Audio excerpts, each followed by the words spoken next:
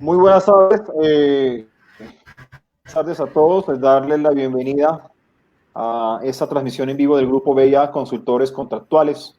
Recordarles que somos una firma de consultoría en temas de contratación estatal, en implementación y administración del Sistema Electrónico de Contratación Pública, el SECOT 2, y demás servicios que prestamos en esta firma. De hoy vamos a hablar sobre las causales de rechazo en los procesos de contratación, cuáles son esos y causales que hay que tener en cuenta, o más bien que los contratistas deben tener en cuenta en sus procesos para que no los descalifiquen en un proceso licitatorio.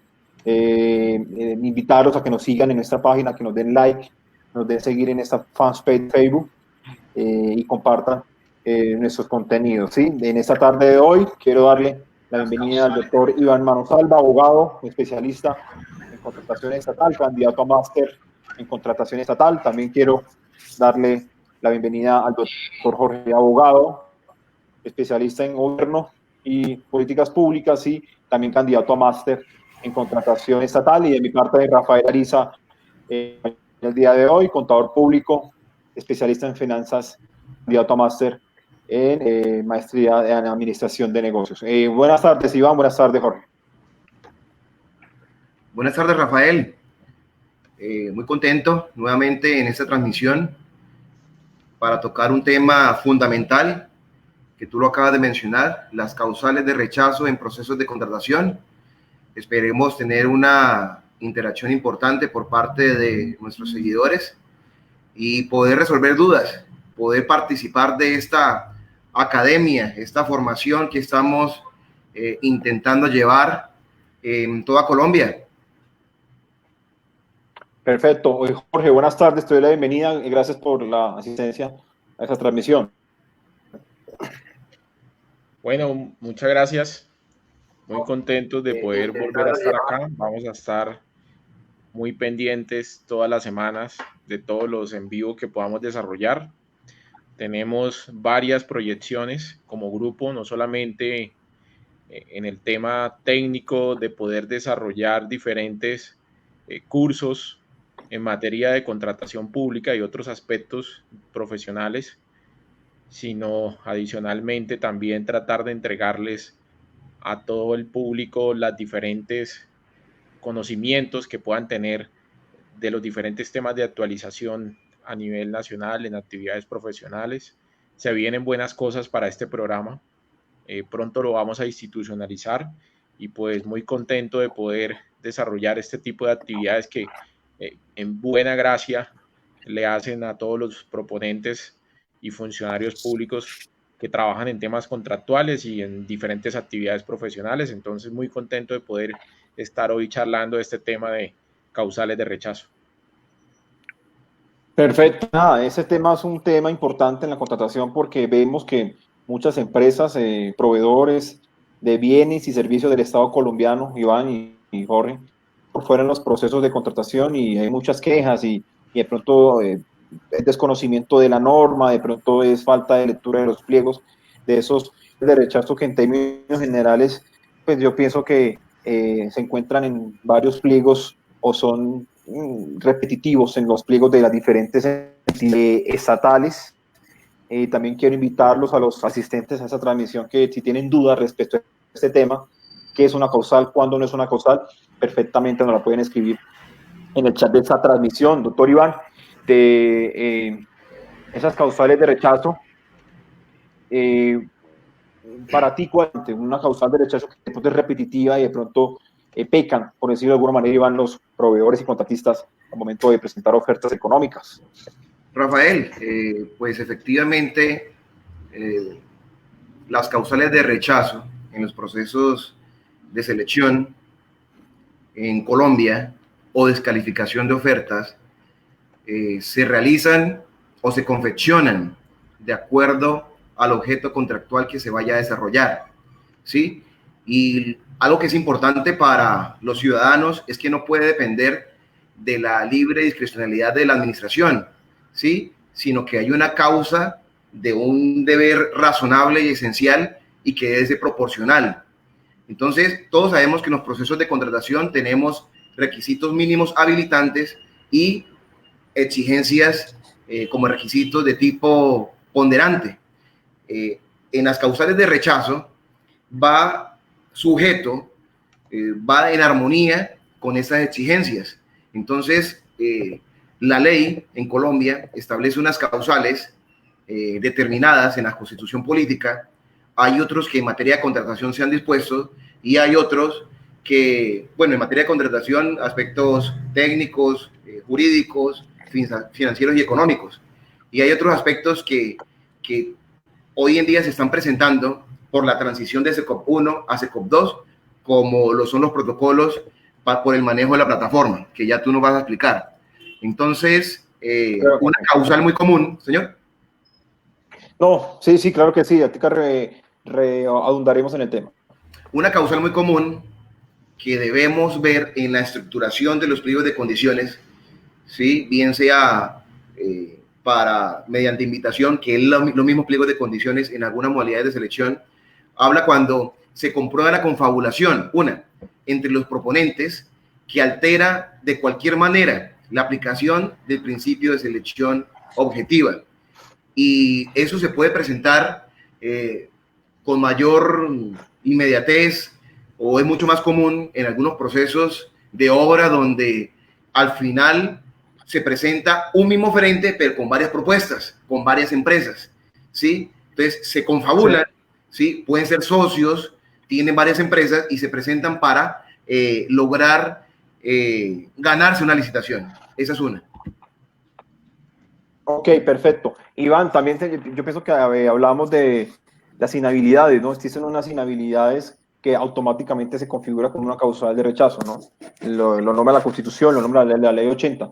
¿Qué inhabilidad estaríamos hablando? ¿Cuándo aplica una inhabilidad que aplique un rechazo a una propuesta económica? Bueno, hay inhabilidades para los profesionales que mediante fallos judiciales han tenido sanciones disciplinarias o administrativas. Esta es una, ¿no?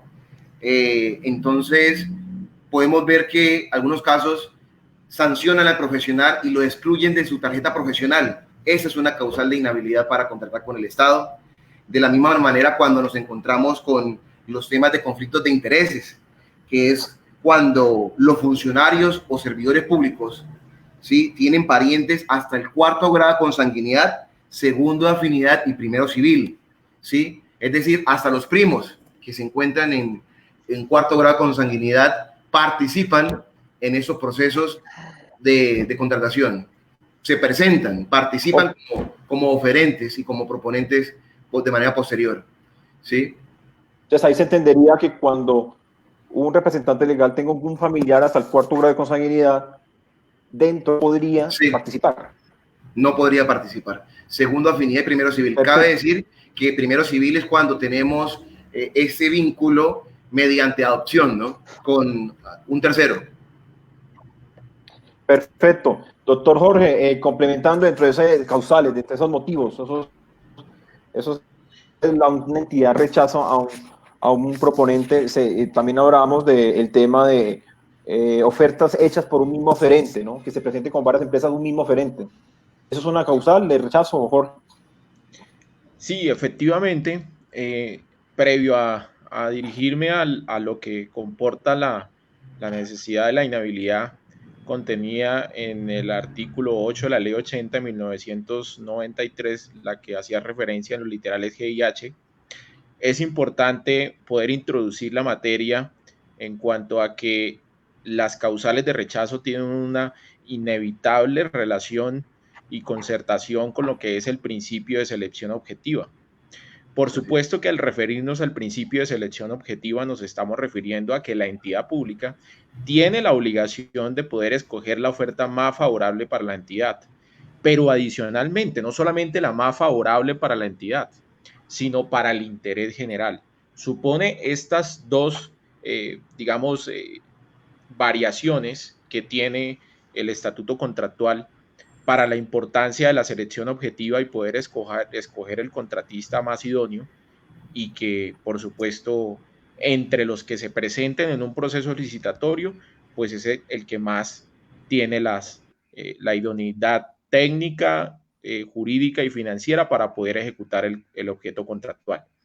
Por supuesto que adicionalmente me parece importante adicionar que al principio de selección objetiva le guarda la responsabilidad y obligación de la racionalidad, la lógica y lo que tiene que ver con la comportación y relación con el pliego de condiciones, digamos, la claridad que debe tener ese pliego de condiciones para elegir la oferta más favorable, la objetividad que debe tener la entidad pública para poder escoger ese contratista, pues por supuesto excluyendo razones de sexo, raza, cualquier cuestión subjetiva que le comporte dentro de su interpretación.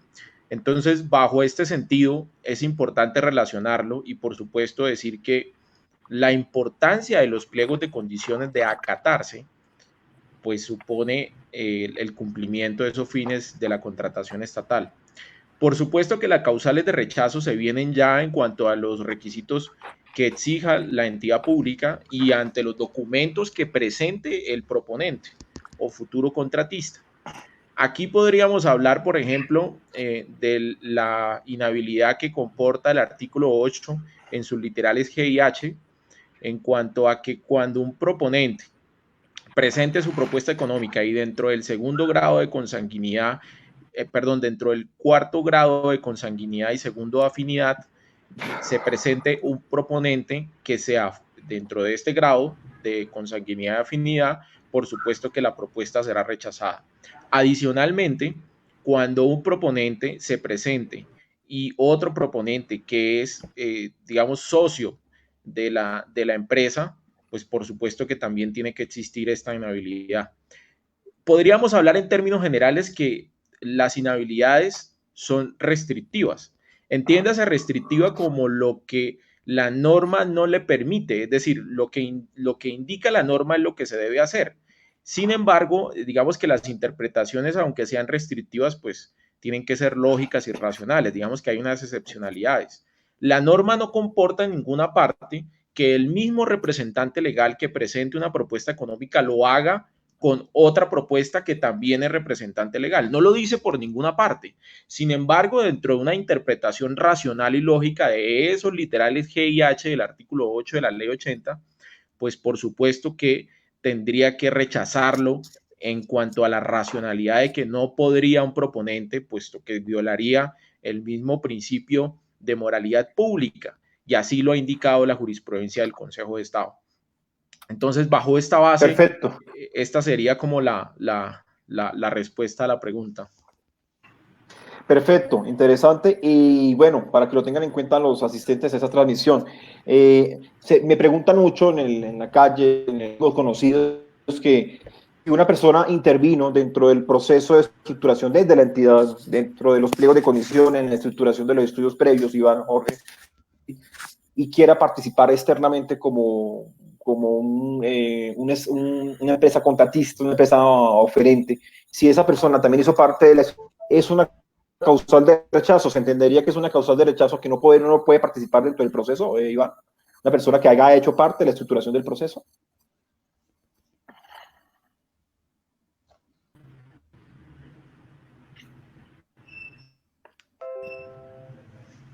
Bueno, doctor Iván, sí, señor. Creo que tenemos una... ¿me escuchas, Iván? ¿Me escuchas? Sí, señor. Sí, ahora sí, ahora sí.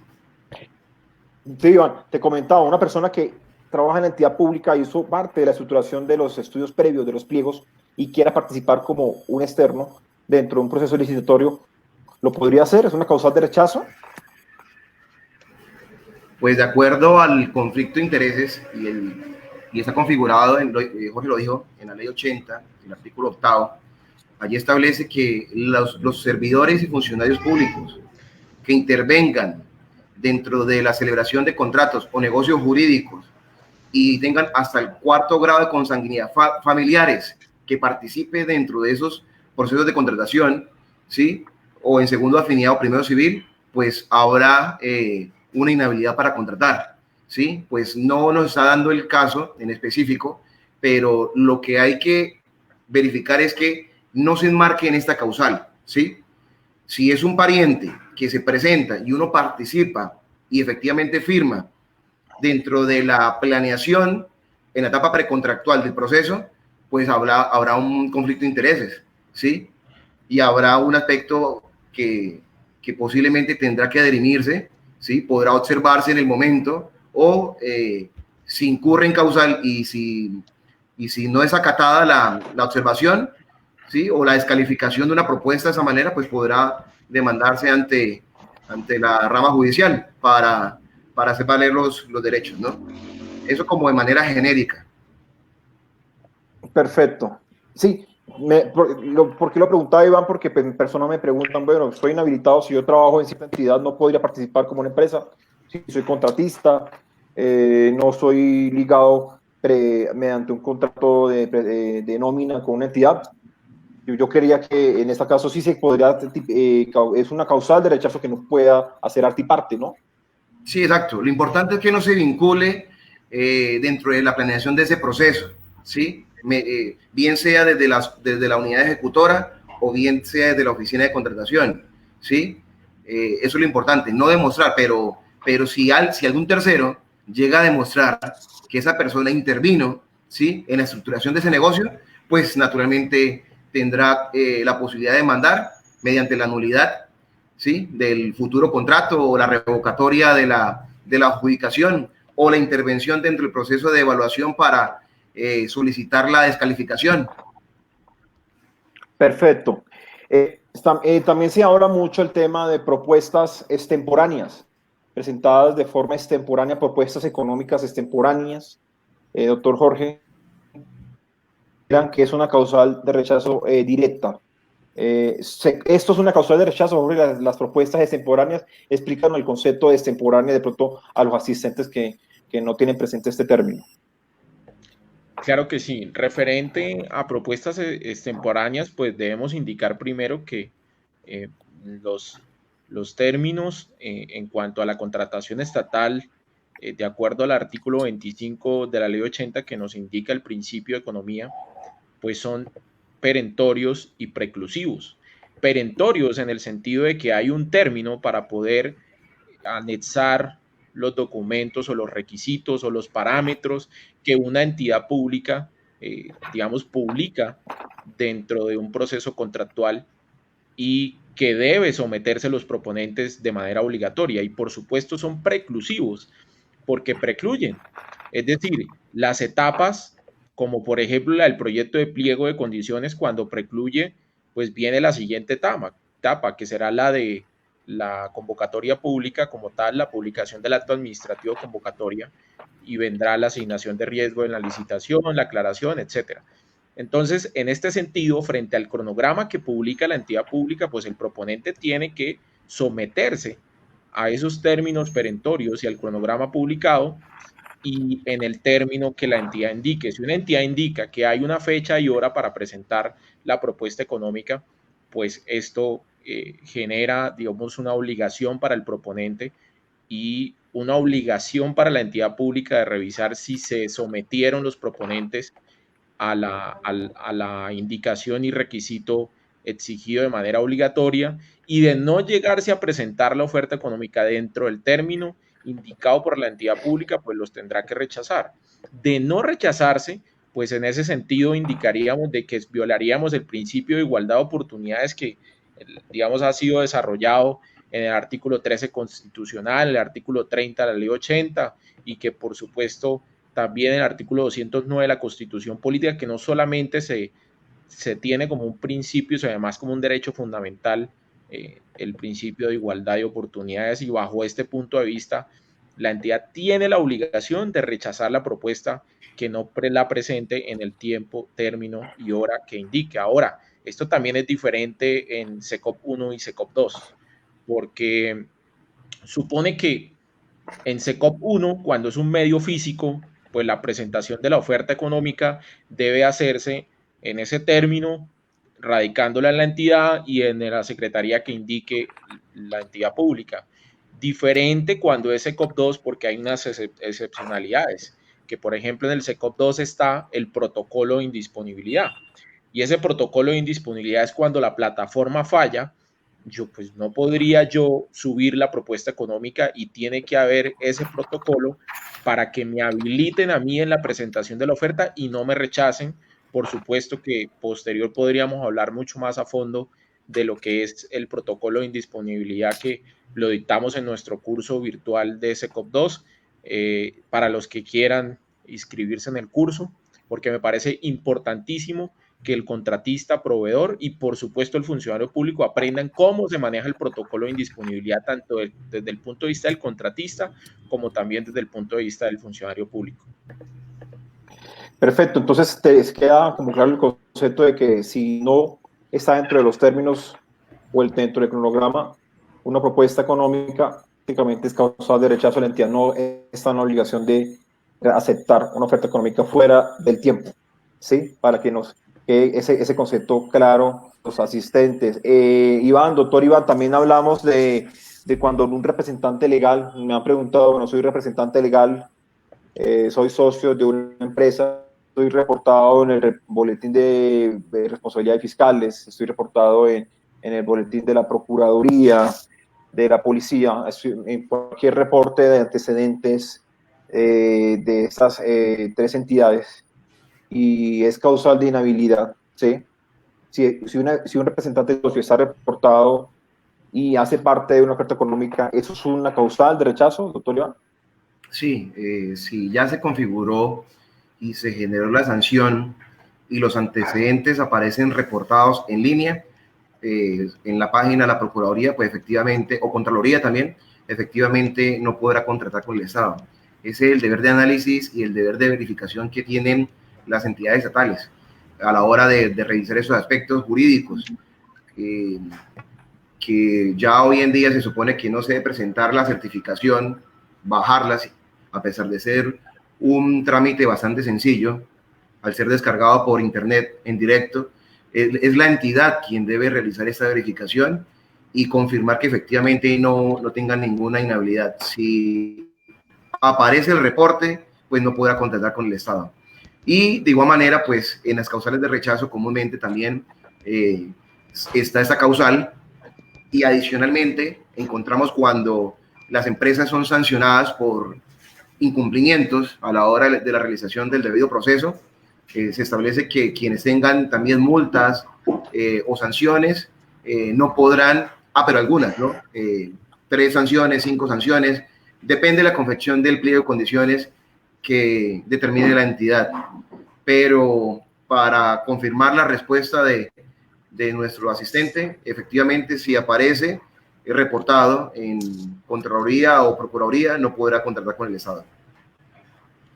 Perfecto, y sí, gracias por esa aclaración, doctor Iván, porque pues mucha gente nos pregunta esto. Bueno, si reportado, no podría contratar con el Estado hasta que no se resuelva esa situación. Sí, el problema aquí es que de pronto, digamos que la entidad bajo el principio de la buena fe no lo prevea, o que de pronto la persona sancionada allegue unos antecedentes de pronto algo antiguos, ¿sí? Se supone que estas plataformas se actualizan cada 3 meses, ¿sí? Y de pronto en esa transición en que se sube una sanción y se contrata, de pronto la entidad pues tampoco tiene como ese tema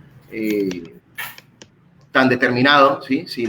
Pero precisamente previene la acción o la omisión revisando estas plataformas y generando con el código de verificación, ¿sí? La disposición del código de la consulta, ¿sí? Y el problema acá es que dentro del proceso de evaluación, si un tercero observa, pues naturalmente no podrá ser tenido en cuenta para evaluarse. Perfecto, Iván. Bueno, Iván y Jorge, los invito a que tenemos unas preguntas en línea en estos momentos, en esta transmisión de un asistente, David Ramos. Bueno, pregunta Mari Sierra si puede preguntar. Sí, claro que sí. Si tienes alguna duda, nos puede preguntar. Estamos en vivo. Mari Sierra. Jorge, Iván, nos pregunta David Ramos. ¿En las concesiones sería viable rechazar una propuesta de una unión temporal conformada por empresas recién creadas, falta de experiencia. ¿Eso sería causal de rechazo, Iván, Jorge? Falta de experiencia Bueno, para la habría, concesión. Ya les entiendo. ok, bueno, primero el sentido importante es revisar qué tipo de concesión. Si es una concesión derivada de una inversión pública o es una concesión derivada de inversión privada, puesto que comporta diferentes, digamos, situaciones en el sentido sobre todo de la aplicabilidad normativa. Si es una concesión netamente privada, es evidente que aquí hablaríamos que la gran mayoría del Estatuto General de Contratación Pública no se aplicaría por lo que es una situación de la autonomía de voluntad de las partes. Recordemos que este principio lo que nos dice es que son las partes las que pueden concertar y coordinar todas, digamos, las relaciones o todas las obligaciones, toda la contraprestación que se genere de la ejecución de un objeto contractual. Ahora, si se genera de una inversión pública, pues lo que supone en primera medida es que tiene que haber por lo menos unas reglas mínimas en el pliego de condiciones. Cuando no se determinen estas reglas en el pliego de condiciones, pues por supuesto que no se podría habilitar a un proponente en este sentido cuando la idoneidad no es dentro de las mismas características que se supone debe tener un proponente. Ahora, puede ser que sí se acepte desde la interpretación mía, puesto que una empresa recién creada, un proponente recién creado, puede homologar su experiencia dentro de los 3 años de creada el proponente de la empresa en la Cámara de Comercio. Lo que supone esto es que podría licitar perfectamente. Cumplidos los 3 años, pues se supone que ya no podría hacerlo. Entonces, para lo referente en la inversión pública, habría que revisar el pliego de condiciones si se determina este requisito como idoneidad, y por supuesto creería yo que sí puede participar. Y en cuanto a la inversión privada, pues supone que es una relación netamente de autonomía de voluntad de las partes, que no existe como tal, digamos, una convocatoria pública, puesto que el mismo desarrollo de la planeación del proyecto está en cabeza del contratista, está en cabeza del proponente y no en cabeza de la entidad pública. Esta sería la respuesta. Ahora yo pensando, Jorge, cada entidad pública determina esas causales de rechazo en los pliegos, ¿no? Entonces, depende del proceso, depende del monto, bueno, depende de muchas variables, y esas causales quedan explícitas en el pliego de condiciones, ¿sí? Entonces, el proceso, la modalidad se aplica si es causal de rechazo por una entidad no tener cierta experiencia. Doctor Iván, también me hablan mucho, me preguntan mucho sobre el tema de la garantía de seriedad de la oferta.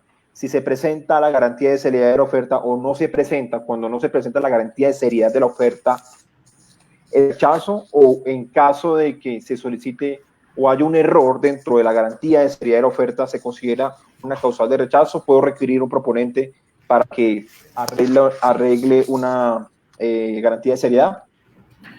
Bueno, aquí ya nos adentramos en las reglas de sustentabilidad, y Colombia Compra Eficiente, que es el ente rector para el tema de la contratación pública en línea, ha dispuesto que todos los aspectos son subsanables siempre y cuando no otorguen puntaje.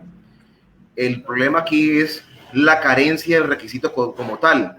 Si al momento del cierre, ¿sí?, no aportamos la garantía de seriedad de la oferta, pero no la aportamos de pronto por algún motivo que de pronto no sea ajeno a nosotros, pero sea expedida con anterioridad a esa hora, a la hora y fecha del cierre, podrá aportarse, porque se supone que antes del cierre el requisito existe.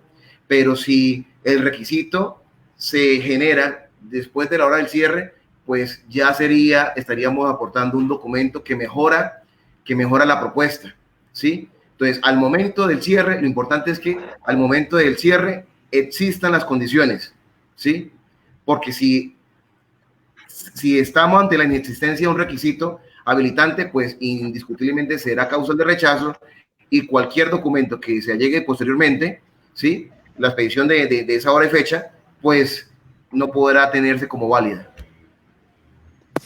Perfecto, sí, esa pregunta surge mucho pues porque a veces la garantía no la presentan, es causal de rechazo Bueno, inmediato. para efectos de algún tema de error, de pronto, de nombre, un número en el NIT, de pronto un número de contrato, el número de contrato el número del proceso, porque estamos en etapa precontractual, no tenemos contrato.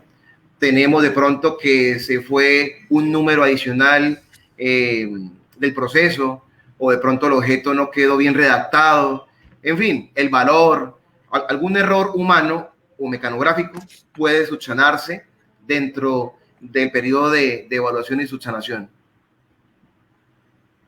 Perfecto, sí, esa pregunta es muy común porque pasa mucho.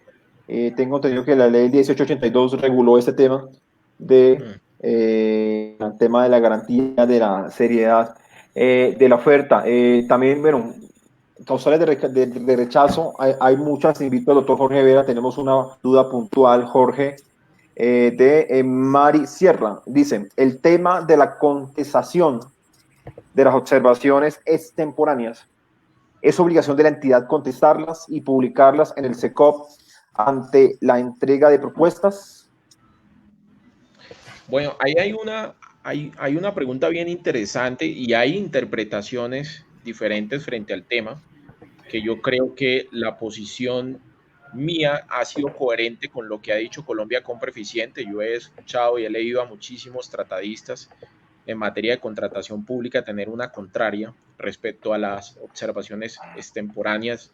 Digamos que existen dos formas de hacer la presentación de las observaciones, digamos, a los pliegos de condiciones. La primera es en prepliego. Se supone que la norma está taxativamente permitiéndole el derecho al contratista o al proponente de que haga sus debidas observaciones. Después, posteriormente, cuando ya se publica la convocatoria, pues se podrían también, digamos, presentar esas observaciones extemporáneas, que así le llama, de acuerdo a la jurisprudencia del Consejo de Estado, le ha llamado observaciones extemporáneas, y deben contestarse por parte de la entidad pública. Pero ¿qué pasa si, por ejemplo, se presenta una observación por fuera de ese término o por fuera de los términos, no solamente del prepliego, sino adicionalmente del pliego de condiciones definitivo, cuando ya ha pasado ese término? La entidad pública, hay muchas que dan el término y dicen, doy en pliego definitivo 3 días o 2 días para observar estos pliegos definitivos. Pasado ese término, a mi modo de ver, la entidad pública no tiene la responsabilidad de responderle de manera inmediata al proponente, sino debe hacerlo conforme al derecho de petición, que en teoría podrían ser 10 días hábiles de acuerdo a la información que se requiera. Entonces, en este sentido, así lo ha entendido Colombia Compra Eficiente. Si uno lee los pliegos tipo, que eso lo explicamos muy bien en el curso que vamos a dar de pliegos y documentos tipo, Colombia Compra Eficiente así lo estipula en el pliego de condiciones tipo. Condición, observación que se presente por fuera de los términos establecidos por la entidad se entiende como un derecho de petición, y debe ser tajante esta consideración porque, claro, tiene diferentes interpretaciones, pero desde mi modo de ver, el proponente debe actuar con debida diligencia, debe actuar buscando el principio de buena fe objetiva, es decir, conforme a derecho, conforme al pliego, y si el pliego le indica en un cronograma que hay un término perentorio que precluye, por supuesto que debe obligarse a esos términos, o pena, por supuesto, de que la entidad le responda en los términos de ley bajo el derecho de petición. Perfecto, importante documentación, y creo que ya Mari, nuestra asistente, le queda claro el concepto. Vemos que sí, están participando activamente en la transmisión, y ahí tenemos varias preguntas. ¿Me ibas a decir algo, Iván? Sí, no, efectivamente, para ratificar, por lo general, cuando una observación llega de manera extemporánea, pues esto cambia un poco en SECOP 2, porque si usted no llega la observación en el debido tiempo, se le termina el tiempo para realizarla.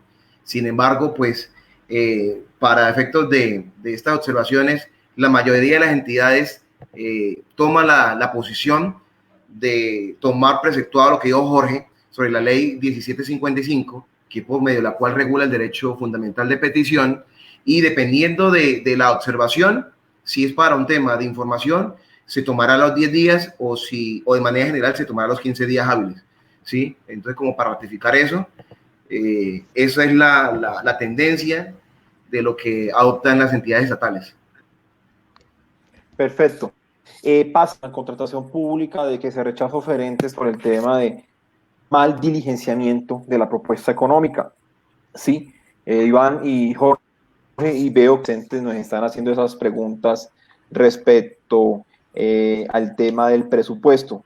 Hay una causal de rechazo que es cuando el valor de la propuesta económica inicial excede el presupuesto oficial, ¿sí? Ya sea en su totalidad o por ítem unitarios, si lo estipula la entidad. Entonces, esto, Iván, es causal de rechazo, el hecho de que si una entidad estipuló, a manera de ejemplo, Iván, un proceso en 20 millones y yo me excedí, así sea un peso o 2 pesos, ¿es causal de rechazo? Sí, claro. ¿Exceder el presupuesto? Sí, exceder el presupuesto es de las causales de rechazo más evidentes y es algo razonable. Si tenemos para la construcción o para adquisición de bienes y servicios por 100 millones de pesos y si alguien nos pasa una propuesta por 100 millones, 100 mil pesos, pues primero no existe la disponibilidad presupuestal. Segundo, se adelantó un estudio económico mediante el cual se generan unos topes máximos y mínimos para determinar cuánto vale la adquisición de esos bienes, la adquisición de esos servicios o la construcción de esa obra. Entonces, naturalmente, nunca podrá exceder. Esto se presenta comúnmente como error mecanográfico, que de pronto por colocar 100 millones de pesos resultamos colocando 1.000, no sé, ¿sí?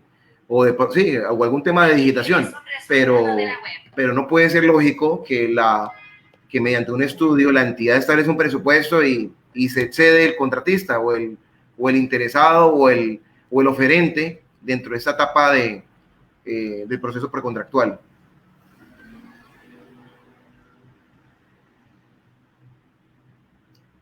Le quito el audífono. También, sí, el audio. Sí, qué pena. También ocurre mucho. A veces no diligencian un ítem o un ítem lo diligencian en cero. ¿Sí? Dentro de los ítems del proceso.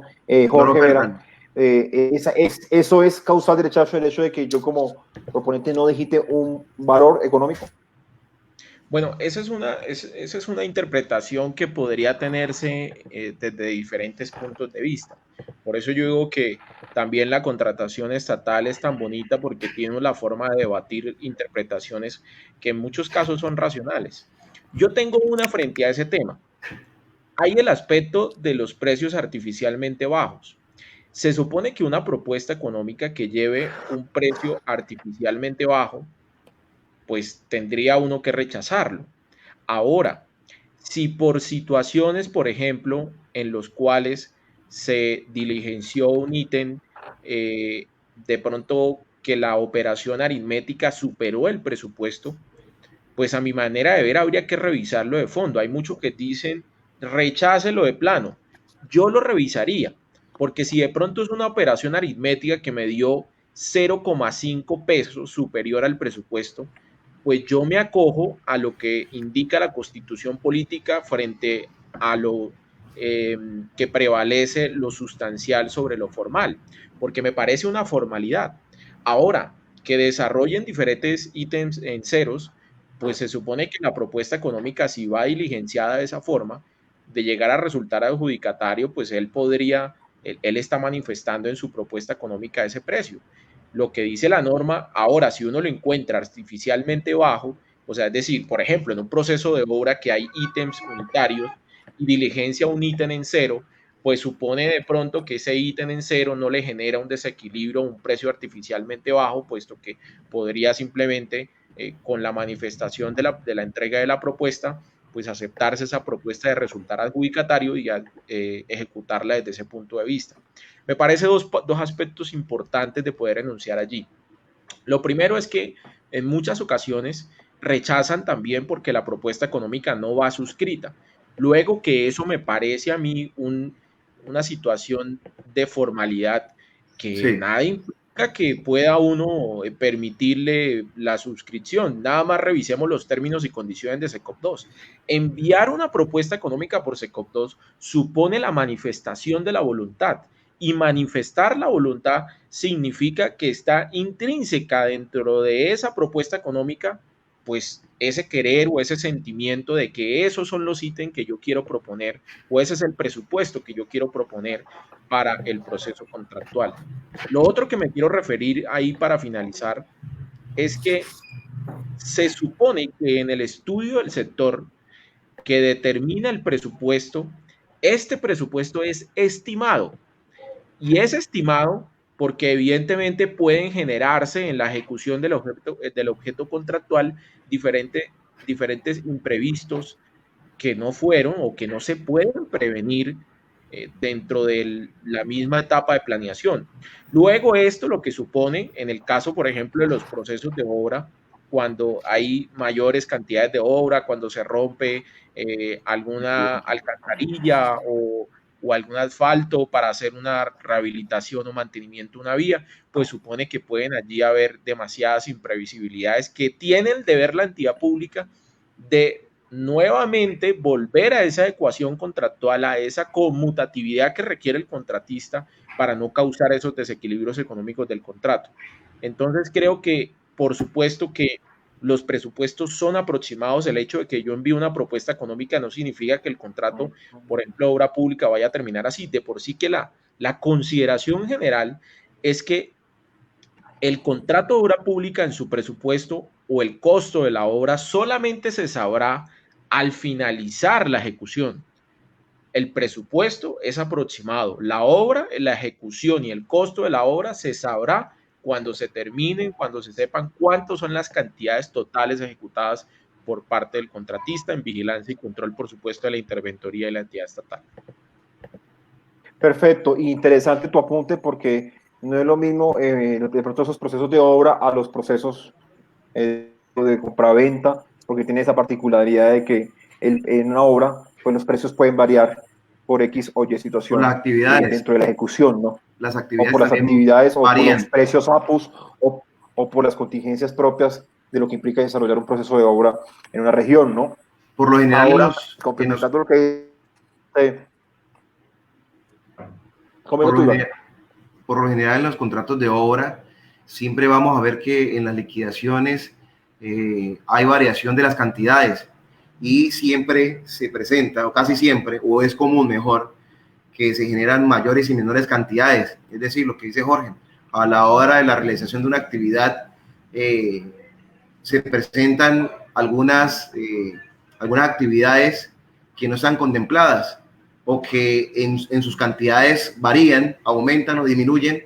Entonces, no quiere decir que cada vez que se presente eso vayamos a hacer un modificatorio. Si es determinado, si se puede calcular y se puede determinar de manera específica, podemos realizar esos cambios. Pero si no, pues se genera prácticamente a la hora de liquidar efectivamente las cantidades de horas que se ejecutaron o no, de acuerdo a lo que se suscribió en el contrato. Bueno, tenemos una pregunta de Mari Sierra respecto a los precios artificialmente bajos. ¿Cómo se determina? Desde mi punto de vista, Mari, con una dentro de su guía de precios artificialmente bajos establece dos metodologías de cómo una entidad puede determinar un precio o recomienda más bien cómo determinar un precio artificialmente bajo. Pero en cualquiera de los casos, en cualquiera de las dos metodologías que adopte una entidad pública, ya es potestad de la entidad determinar si pone en riesgo la ejecución del contrato o si no, o si una propuesta económica es causal de eso por precios artificialmente bajos. No existe una normativa exacta que diga o me indique, más bien Iván y Jorge me corrigen, de que si superó un margen de ahorro ya es artificialmente baja y ya se debe rechazar. Pienso que la norma no es tan exacta, tan taxativa en esa parte. ¿Ustedes qué opinan? Sí, pues efectivamente la guía establece unas herramientas para identificar que las ofertas puedan ser artificialmente bajas. Ellos ahí son recomendaciones, ¿sí? Cosas que debe tener la entidad para evaluar y para determinar si lo es o no. Entonces, se habla y establece, allí menciona que las propuestas que sean de manera general un 20% inferiores o menores al 20%, en ese porcentaje, puede estar en un riesgo inminente de precio artificialmente bajo. Pero lo que decía Jorge hace un rato, es un tema de estudio de la entidad, es un tema que finalmente, Rafa, tú lo has vivido cuando has estado asesorando entidades en la parte financiera. Ellos tienen la posibilidad de justificar el por qué diseñaron esa propuesta económica en esos valores y en esas condiciones, ¿sí? Ya que debemos también tomar en cuenta de que en Colombia y en el mundo existen empresas que tienen la calidad de fabricantes, comercializadores, productores, distribuidores. Entonces, eso genera que el mercado y el valor sea distinto. Y por último, como un tema por parte de las entidades, no quiere decir que lo que esté en los estudios previos sea exacto. Muchas veces las entidades tienen errores en los estudios de mercado porque hay actos de corrupción propiamente dichos. En algún momento o en Colombia es muy común que un mismo contratista presente las 5 cotizaciones o las 3 cotizaciones, ¿sí? Entonces, un par de chancletas en una cotización van a costar 20.000, en la otra cotización va a costar 21.000 y en la otra cotización va a costar 25.000. Entonces, algunas entidades toman como valor de referencia en el menor valor o el valor promedio, pero no quiere decir que esas cotizaciones sean exactas, ¿sí? O sean debidamente diseñadas, ¿sí? Teniendo en cuenta que deben presentarse conforme también a las deducciones, impuestos o gravámenes que establezca la ley y establezca la misma entidad donde se esté contratando, ¿sí? Que puede variar, ¿sí? Entonces deben tenerse en cuenta esos aspectos, pero no quiere decir que ese estudio o ese estudio de mercado sea exacto o determinante. Por eso la entidad debe tener la posibilidad de revisar, evaluar, ¿sí? Requerir al oferente de acuerdo a esos valores, si es la propuesta en general o si es algún ítem en específico, y ver la justificación del por qué. Perfecto. Los invito, Jorge, Iván, interactuar con el público. Tenemos una pregunta, bueno, Jorge, doctor Jorge Veras, dice, ¿pueden los proponentes solicitar tomar fotos a las propuestas del sobre 1? Muchas veces las entidades no lo permiten, estaría faltando el principio de transparencia. ¿Esto es posible, doctor Jorge, tomar fotos a las propuestas del sobre 1? Claro que sí, por supuesto que en el desarrollo, como lo decía nuestra participante, del principio de transparencia contenido en el artículo 24 de la ley 80, pues nos indican que los expedientes son públicos y que yo podría solicitar la expedición de copias y demás solicitudes y que la entidad pública me tiene que dejar, pues, hacerle un seguimiento y control a este ejercicio. El pliego tipo, por ejemplo, en lo que comporta la infraestructura de transporte para la licitación pública, selección de prioridad y mínima cuantía, que hoy se aplica de manera obligatoria en primera medida por la expedición del decreto 342 del año 2019 y los demás decretos que reglamentaron las otras modalidades, lo que indica en el pliego de condiciones es que es obligación que las entidades permitan tomar fotografías a los sobres. Recuerden que la ley 1862 definió los sobres para la licitación sobre 1 y sobre 2. En este caso, en el tema de obras, por supuesto que ese pliego tipo ya determina que las fotografías se permiten por parte de los proponentes y esto tienen que generarlo en la publicación del pliego tipo para las entidades públicas. Es de manera obligatoria que lo tienen que acatar. Si no lo ven, los contratistas en su ejercicio de revisión y análisis de pliegos de condiciones, pues descarguen el pliego tipo de licitación que está en la página de Colombia Compra Eficiente y allí van a referenciar de que se permite hoy en día. Por supuesto que es una buena práctica en materia de contratación pública, que como puede que las entidades públicas lo determinen o no, y como puede que las entidades públicas cometan diferentes irregularidades en este sentido, y creo que allí es donde hay diferentes instrumentos jurídicos que a mi manera de ver son ineficientes que es uno de los estudios que estoy realizando en mi tesis de maestría, que es determinar un instrumento jurídico eficiente para poder controvertir las decisiones de las entidades públicas en materia precontractual. Uno presenta una nulidad para controvertir un acto administrativo, una decisión de una administración, y se demora 10 años. No tiene ni siquiera sentido. Ya cuando se dio la respuesta por parte del Consejo de Estado, pues al final ya a la hora se le han realizado 3 o 4 mantenimientos o rehabilitaciones. Entonces creo que sí es necesario que existan instrumentos jurídicos eficientes que le permitan a los oferentes poder observar como una segunda instancia para controvertir las decisiones de las entidades públicas.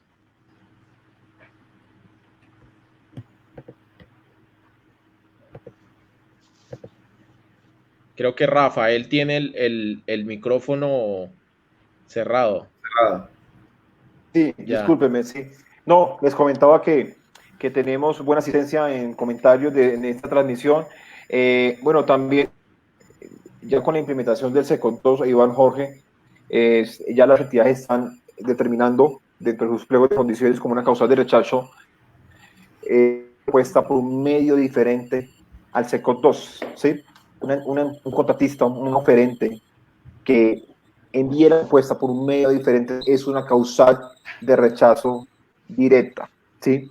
Entonces, invito a Jorge, ¿es una causal el hecho de que un proponente envíe la propuesta por un medio diferente al SECOT 2?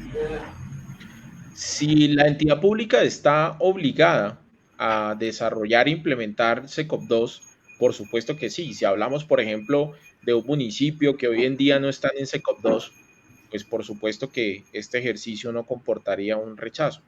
Pero en el caso de SECOP 2, claro que tiene que acogerse a los términos y condiciones de la plataforma. La plataforma SECOP 2 se aplica para las entidades nacionales y se aplica para las alcaldías capitales del país y gobernaciones del país. Que hay unas, digamos, contemplaciones que se generaron a partir del 1 de abril pasado y que ya hoy en día están obligadas. Entonces, estas entidades tienen la obligación no solamente de publicar los estudios previos y toda la etapa precontractual en SECOP 2 y gestionar todas las etapas en SECOP 2, sino adicionalmente tienen que verificar varias cosas de los proponentes. Primero, que presenten la propuesta conforme a las condiciones de SECOP 2. Por eso estos cursos que nosotros damos es para que ustedes puedan aprender cómo publicar en debida forma las ofertas económicas, cómo observar los procesos, cómo gestionar a la perfección esta plataforma. Y de no hacerlo, pues la entidad pública tiene que rechazarlo. Por ejemplo, situación práctica que pasa y que lo hemos visto, el otro día lo revisamos con Rafael e Iván. Adjudicaron un contrato en una entidad pública donde el proponente plural no lo habían constituido en SECOP 2. Entonces supone que no es un proponente que sea plural. Por supuesto que no existe en SECOP 2. Y al no existir en SECOP 2, no lo pueden adjudicar. De adjudicarse tendrían consecuencias jurídicas gravísimas, no solamente en materia penal, disciplinaria y fiscal, sino adicionalmente las indemnizaciones que se puedan generar para terceros que pudieron resultar adjudicatarios de esos procesos contractuales. Entonces, de esta manera, vean la importancia de presentar, porque aquí se pueden generar diferentes litigios innecesarios, ineficiencia en la administración, y lo que requiere, por supuesto, la profesionalidad de las entidades y funcionarios públicos es que actúen conforme a derecho y determinando las condiciones que se le han impuesto por parte de Colombia Compra en materia de la plataforma SECOP 2. Sí, y complementando, Jorge, yo pienso que cuando un proponente, un contratista, crea un perfil de proveedores SECOP 2, está aceptando un contrato con Colombia Compra y está aceptando unas condiciones de uso de esta plataforma, que es un contrato larguísimo. Pronto los que crean perfiles no lo conocen, pero existe un contrato. El hecho de que tú crees un perfil, ya aceptas unas condiciones y debes acatar esas condiciones para poder operar dentro de la plataforma. Y como tú lo dices, eso es una causal de rechazo directa, el hecho de no manejar bien la plataforma o no respetar esos términos y condiciones del uso de la plataforma SECOP 2. Iván, te invito a una pregunta del público. Tenemos una pregunta de Jet Arauca dice, la actividad contractual de las entidades que ejecutan recursos públicos debe ser publicada en el SECOP establecido en la ley. ¿Por qué motivo hay entidades que no suben los documentos? Sí, bueno, para efectos de lo que estamos en transición en el día de hoy, la obligatoriedad que tienen las gobernaciones, las alcaldías capitales y las entidades descentralizadas del orden nacional deben publicar absolutamente toda la gestión contractual, ¿sí? Desde la etapa precontractual, contractual y postcontractual. Este es una plataforma transaccional en línea y debe tener el obligatorio cumplimiento. Pero eso no se veía anteriormente en SECOP 1 o no se ve actualmente, sobre todo para efectos de la etapa contractual, ¿sí? Vemos comúnmente que se llega hasta el contrato, acta de inicio, aprobación de pólizas, y allí se podrán suscribir las modificaciones que se generen, suspensiones, reinicios, prórrogas, y estas no se publican en tiempo. El principio de publicidad establece que deben publicarse todas las actuaciones y los documentos expedidos a más tardar al tercer día de su expedición, pero ese control no lo hace de manera definida el SECOP 1, SECOP 2 sí. Sin embargo, ese es un tema que comporta una responsabilidad, es de la administración, ¿no? Porque aquí tampoco es que el control se lo va a hacer la plataforma de SECOP 2, no, pero allí se podrá ver si efectivamente los funcionarios dentro de la etapa precontractual, contractual y postcontractual publicaron en tiempo, modo y lugar o en línea, ¿sí? Los documentos necesarios de la gestión contractual, del expediente, ¿no? De la carpeta maestra. Pero entonces... Perfecto, Iván. Sí, pero entonces sí existe la obligatoriedad, ¿sí? Este es un requerimiento que se le pueden hacer a los entes de control. Si de pronto, pues no, el interesado que nos hizo la pregunta no nos da un tema en específico, pero pues de manera general deben publicarse toda la actividad contractual a más tardar el tercer día de la expedición de los documentos. En todo caso, si es en la etapa contractual, deberá solicitarse un tiempo prórroga para poderse cargar el documento, pero debe hacerse en tiempo. Perfecto, Iván. Tenemos aquí unos comentarios de Jimena Leighton desde la ciudad de Popayán. Dice, me parece un tema de suma importancia. Es un comentario, no es una pregunta.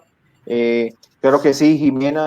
Saludos allá en Popayán. Nosotros como firma he tenido la oportunidad, Iván, de capacitar a empresarios del Cauca, de Popayán. Hemos tenido algún contacto con ese departamento y bueno, ya veía en esta región del país. Un abrazo, Jimena, y gracias por la asistencia a esta transmisión, Jimena. Bueno, Iván, tenemos interacción del... también, Iván, te cuento, se habla mucho en este tema de contratación estatal, o más bien me preguntan mucho, el tema de aportes o estar al día en el pago de los aportes para fiscales y seguridad social.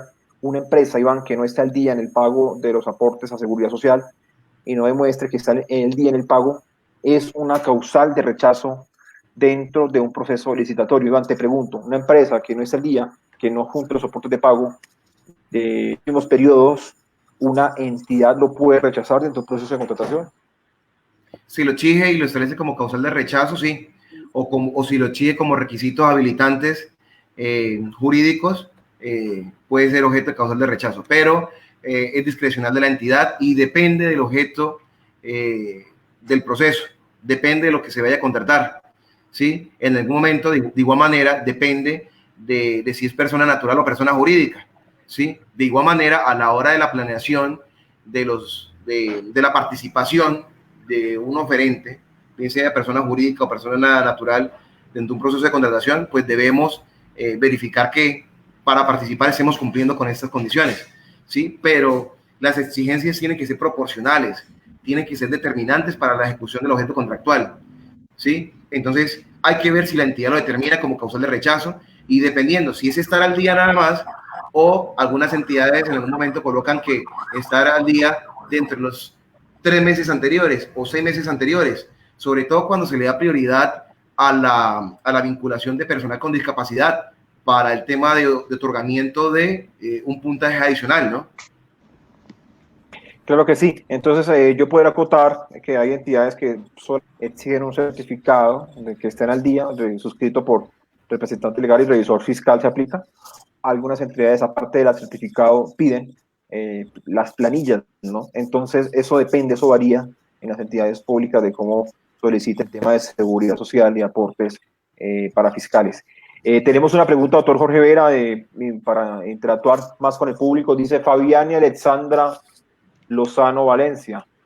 Para determinar los indicadores, se debe tener en cuenta por lo menos la información de 3 periodos a fin de promediar y ver el comportamiento de estos últimos años. ¿Qué tan cierto es esto?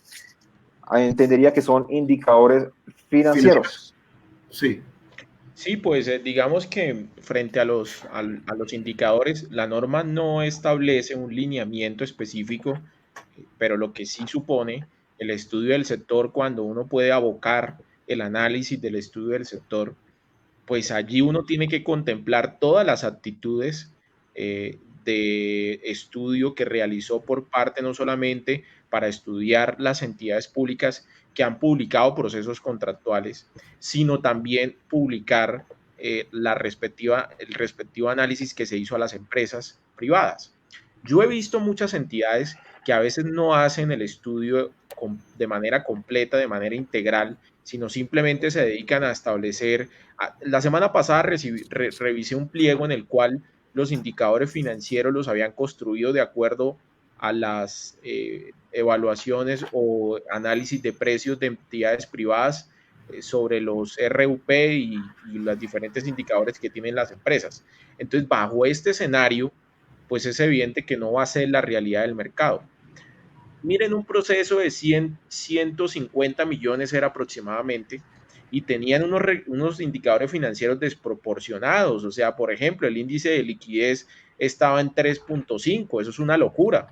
El cupo la capacidad de endeudamiento igual, y así sucesivamente, pues porque no estudiaron las entidades públicas y también deben realizar este estudio. No hay una línea de si deben ser 2 o 3 o 4, pero sí me parece fundamental que se haga de manera integral, y por supuesto que de manera obligatoria se debe hacer, si no trae consecuencias jurídicas de no haber estudiar bien el sector. Se supone que los indicadores, la capacidad financiera se debe hacer de acuerdo a la naturaleza y la cuantía del contrato, y esto tiene que tener una concertación con el estudio del sector que se realice por parte de las entidades públicas. De gran importancia este tema, y que ojalá lo podamos tocar de manera detallada, específica, de manera esgrimida en otro en vivo que tendríamos en las próximas semanas. Sí, perfecto. Eso depende. En esta oportunidad. Sí, Iván. Sí, yo pienso que definitivamente las entidades como Colombia Compra Eficiente, como ente rector, deben obligarse, ¿sí? Lo que pasa es que, bueno, yo pienso que para las entidades debe haber una vinculación donde diga deberá, ¿sí? Porque Colombia Compra ha establecido varias guías que pueden encontrarlas en Google o en la misma página de Colombia Compra Eficiente, y pueden ver que hay una guía para el tema del estudio del sector, y donde inicialmente la entidad debe, en la etapa de planeación, debe realizar el estudio de la oferta, el estudio de la demanda, el comportamiento de ese sector, dependiendo de esos servicios que va a adquirir, dependiendo de esos bienes que va a adquirir, o dependiendo de esas obras, ¿sí? Y no es lo mismo establecer unos índices financieros en Ciudad Capital, en Bogotá, con respecto al Amazonas, o La Guajira, o Arauca, o Nariño, ¿sí? Porque, bueno, la mayoría de estos municipios o departamentos que mencioné, de pronto no es que se tenga un gran desarrollo, y no es que se tengan tampoco empresas fabricantes o comercializantes, ¿sí? Entonces, naturalmente, el valor, la oferta-demanda y la economía, ¿sí? Pues va a ser muy distinto. Por eso es que la recomendación es que se utilice la plataforma en línea del CIREM, donde la información es cargada con las cámaras de comercio del país, con los centros de desarrollo empresariales de las regiones, donde está también relacionada, bueno, la información que presentan las entidades territoriales y que cargan, y se puede determinar en tal región, en determinada región, cómo están determinados los aspectos económicos y financieros. Entonces, es importante que se evalúe de acuerdo a la región, ¿sí? Y por eso la entidad debe someterse, debe verificar, porque en la debida planeación, para mitigar riesgos, ¿sí? Para mitigar riesgos, debe hacer ese procedimiento. Y no podemos tener una vía donde el índice de endeudamiento esté sobre el 80%, ¿sí? Y otra vía que un proceso de licitación que saquen a los 2 meses o al mes, lo pongan al 20%, ¿sí?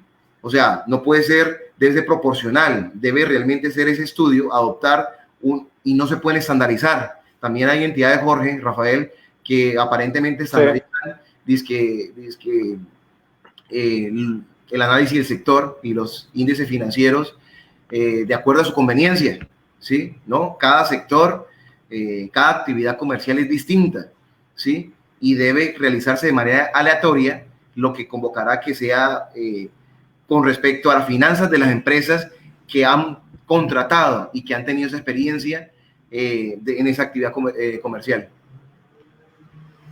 Perfecto. Bueno, los invito tenemos una consulta del público de Mari Sierra, ha estado muy activa. Mari, en esta transmisión, muchas gracias. Tiene una pregunta, dice, en este tiempo de pandemia, algunas entidades reciben los sobres 1 y 2 por vía correo certificado.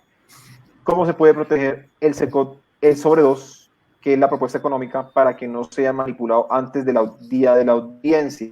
¿Sí? Eso es una pregunta puntual, entender aquí de SECOT 1. Sí, pues realmente, si hablamos ya de SECOP 1, pues me parece que ahí es donde está como el foco de corrupción por parte de las entidades públicas, en el sobre número 2, que es el sobre de la oferta económica. Cuando se realiza la presentación de estos sobres, como son físicos, pues perfectamente se pueden manipular.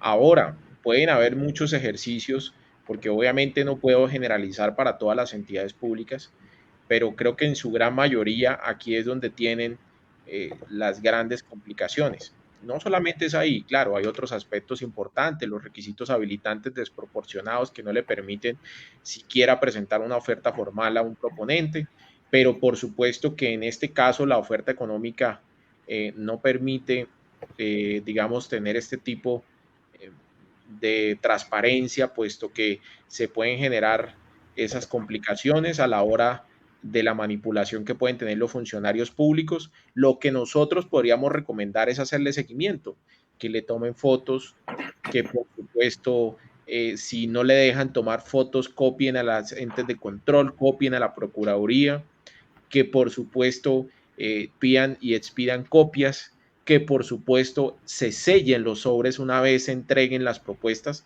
Recuerden que una vez se entreguen las propuestas, estas propuestas se deben realizar se deben integrar en una caja y ojalá se selle esa caja para que esos sobres número 2 que se abre, digamos, en la audiencia efectiva de adjudicación, pues evidentemente tendrá que en su momento abrirse esa caja, pero una caja sellada, que la gente pueda realmente ejercer ese principio de transparencia de manera muy formal y que, pues, por supuesto, de no llegarse a generar por parte de una entidad pública, copiarle un ente de control. Es allí donde está ese foco de corrupción y eso es lo que se acaba con SECOP 2. Eso es lo que se acaba con SECOP 2. Y otra de las cosas que podríamos decir es que tiene que ir la implementación de la plataforma SECOP 2 para que este ejercicio de la oferta de la manipulación de los sobres se acabe. Con SECOP 2 publica la oferta económica el proponente y ya evidentemente todas las propuestas presentadas en cuanto a la oferta económica se van a publicar en la plataforma y se publican en la plataforma en tiempo real cuando el funcionario público le da clic en la plataforma, en la parte donde dice apertura de sobres. Y en este sentido es una propuesta encriptada. El otro día me decían, pero bueno, ¿cómo será que esa plataforma no la pueden hackear. Pues bueno, esta plataforma Colombia Compra la adquirió en Portugal. Tendrían que ir a Portugal para ver si de pronto les pueden entregar de pronto alguna manipulación para poder que le cambien la propuesta que hicieron cada proponente o el que quieran o tengan la intención, que creo que es de manera imposible que se pueda cometer este tipo de ejercicios, por lo cual ante el SECOP 2 se garantiza el principio de transparencia y selección objetiva en cuanto a los sobres económicos, puesto que esa información es netamente pública e inmodificable por parte de los funcionarios públicos. Perfecto, Iván. Doctor Jorge, disculpa. Sí, nos pregunta aquí Lía Nigiret Osma Pirazán, ¿por qué se está hablando de SECOP 1? ¿Acaso no es obligatorio el uso? Claro que sí, y Lida, lo que pasa es que el Estado está en ese proceso de transición de incluir a las empresas, o más bien a las entidades públicas, en la obligatoriedad del SECOP 2. Ya hablamos de que las entidades del orden nacional ya están dentro de esa nueva plataforma. Este año entraron las alcaldías capitales y gobernaciones, y próximamente, no hay una fecha próxima estipulada, pero próximamente entrarán los municipios que no son capitales, que todavía están gestionando sus procesos de contratación por SECOP 1. Entonces vemos que algunas alcaldías están en SECOP 1 todavía, y algunas alcaldías que están en SECOP 2, como las alcaldías capitales. Entonces el Estado está dentro de esa transición de incluir a todas sus entidades públicas en la plataforma del SECOP 2. Te invitamos, Lida, que tomes el curso de SECOP 2. Nosotros aquí en la firma ofrecemos ese curso, enseñamos a manejar la plataforma de manera idónea y de manera sencilla. Bueno, doctores, yo pienso que ya para concluir ese tema de causales, hemos hablado de varias causales importantes que hay que tener en cuenta. Habrán más dependiendo de cada proceso licitatorio. Hemos tocado, yo creo que unas de pronto las más importantes. Los invito ya para concluir, doctor Iván, ya comentarios finales, doctor Iván, respecto a este tema del día de hoy. Bueno, pues quiero adicionar una última causal, que es la causal de rechazo cuando no se subsanan los documentos que requiere la entidad dentro del periodo de observación.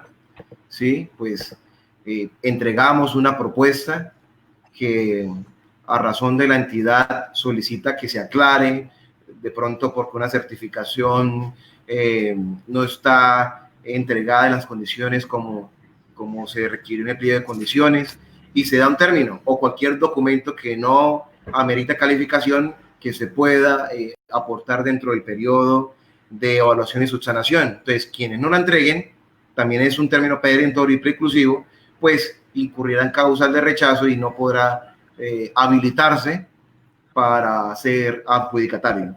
Y finalmente, si quiero leer o indicar lo que reza una sentencia de una magistrada ponente, Marta Nubia Velázquez Rico, me parece muy importante, del Consejo de Estado, la sentencia 295, presentada en el 2004, pero que esta sentencia se dio el 10 de noviembre de 2017, como para aquellas personas que se sienten rechazados o discriminados en los procesos de contratación y creen o sienten que las condiciones no son justas y no son proporcionales.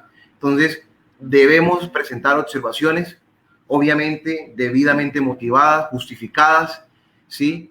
Cada observación que presentemos, como en ninguna transmisión lo dijimos, no es decir, quiten esta causal o quiten ese requerimiento porque es que si no, no cumplo y no puedo participar. No, deben soportarse las observaciones que se presenten para que a bien la entidad la evalúe, la estudie, las otorgue o las denegue. Entonces, así dice esta parte de una sentencia, ¿sí? Que es la 295 de la magistrada ponente Marta Nubia Velázquez. Es corto.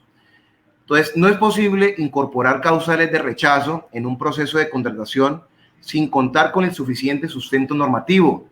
La incorporación de una causal de rechazo que justifique la exclusión de alguna propuesta de procedimiento de selección debe encontrar apoyo normativo que la dote del sustento jurídico y al tiempo debe referirse en parte y en relación con las causales de rechazo relativas a la descalificación de las propuestas por presentar documentos o información no veraz, ¿sí? Entonces, este sustento o esta jurisprudencia que les acabo de leer significa de que las entidades deben someterse a ese principio de proporcionalidad, de selección objetiva, ¿sí? Y las causales de rechazo deben tener, en la estructuración de los pliegos de condiciones, deben tener relación directa con los requisitos mínimos habilitantes y los requisitos ponderantes. Por supuesto que ya sabemos, lo mencionamos al inicio de la transmisión, en Colombia tenemos un régimen jurídico que establece en materia de contratación unos principios constitucionales, prevalece la Constitución, legales y propios de la materia, en materia de contratación pública, lo que establece la ley 80, lo que establece la ley 1150. Entonces, esa recomendación, allí hay unas sentencias o hay muchas jurisprudencias ya en Colombia que nos da esa posibilidad de observar para que se puedan quitar o no ser tenidas en cuenta causales de rechazos o requisitos habilitantes que vayan en contravía del principio de la selección objetiva, la igualdad y el debido proceso. Darle las gracias. Perfecto, Iván, gracias por... Sí. No, Iván, agradecerte la transmisión. Hemos tocado un tema importante, hemos tenido una gran audiencia. Agradecerles también a los asistentes a esa transmisión. Doctor Jorge Vera, ya para finalizar unas conclusiones finales de este tema de causales de rechazo en la contratación. Comentarios finales, doctor Jorge. Bueno, por último, quisiera referirme a 3 aspectos que me parecen fundamentales citarlos. Uno, respecto a lo que tiene que ver con la necesidad de que pues existen diferentes consecuencias que se generan en la etapa precontractual cuando se causan por medio de rechazar una oferta económica. En este sentido, creo que hay diferentes demandas contra el Estado y aquí hay una situación gravísima que tiene que cambiar. Y los funcionarios públicos deben entender de que la contratación pública se hace para elegir la mejor oferta, por supuesto cumpliendo el interés general y no el interés particular. Y en este sentido es un llamado a que en los pliegos de condiciones pues hagan esos análisis proporcionales y objetivos a la hora de analizar propuestas y no las rechacen por situaciones que no están contempladas en la norma. Segundo, que hay una necesidad y es que los contratistas o los proponentes pues hagan en debida forma sus propuestas para que no cometan errores a la hora de comportar diferentes rechazos de las ofertas. Pero es importante la referencia a este asunto precitado, puesto que la necesidad de que se hagan bien las cosas es para que esas demandas al Estado pues bajen. Esta mañana leía en el periódico que hoy en día existen demandas contra el Estado por aproximadamente 427 billones de pesos. Eso significa un 40% del Producto Interno Bruto. Es una locura en la medida en que la particularidad de esas causales de rechazo, que obviamente no todos los 427 billones son de demandas en cuanto a causales de rechazo, pero supone una gran parte de que estas demandas son por esas causales de rechazo que no son legales ni están contempladas en la norma. Lo segundo que me quiero referir, referente a... Existen muchas causales que podríamos hablar acá de manera indefinida, pero quiero referirme a 2 básicamente, que me parecen importantes para que se vayan con estos 2 temas. La primera es que se supone que existe una etapa de subsanabilidad. Esta etapa de subsanabilidad pues supone que, digamos que en una coherencia o concertación con que los proponentes no pueden adicionar o modificar una propuesta económica.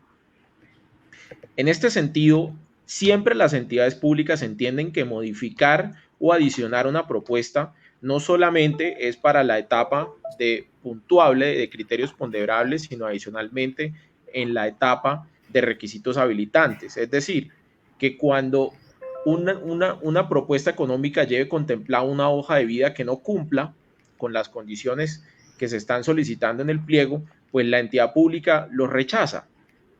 Y esto no me parece que sea de una manera debida, objetiva, racional y lógica, puesto que la modificación y la adición yo la veo desde el punto de vista de lo puntuable, que es lo que no se puede modificar. De resto, todo es subsanable. Entonces, en este sentido, es un rechazo.